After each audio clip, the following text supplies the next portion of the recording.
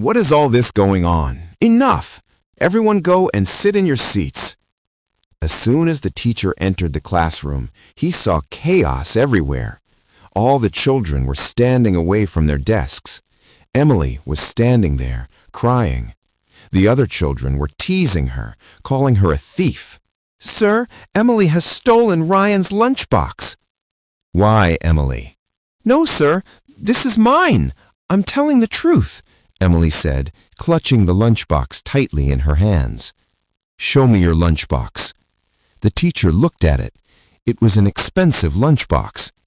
"This can't be yours." "It is mine, sir. My father bought it for me."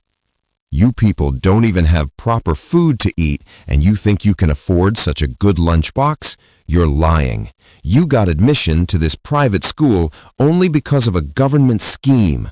Otherwise, people like you—" "Sir, please believe me. This is really my lunchbox. I'm not lying." "If you're telling the truth, then tell me what's inside your lunchbox." Emily fell silent. "Speak up. If it's your lunchbox, you should know what's inside it, just like Ryan can tell what's in his lunchbox."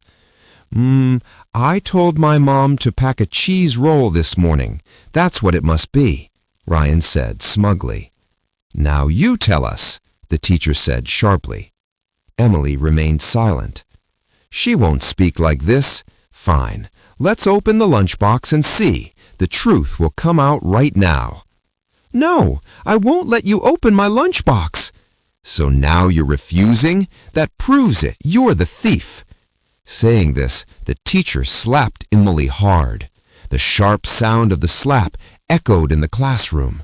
The lunchbox slipped from her hands and fell to the ground. It opened, spilling its contents across the floor. Dry, stale pieces of bread lay scattered, silent proof of Emily's innocence. Just then, outside the classroom, Ryan's driver was standing and calling out, "Sir, this is Ryan, sir's lunchbox. He forgot it at home. I've come to deliver it."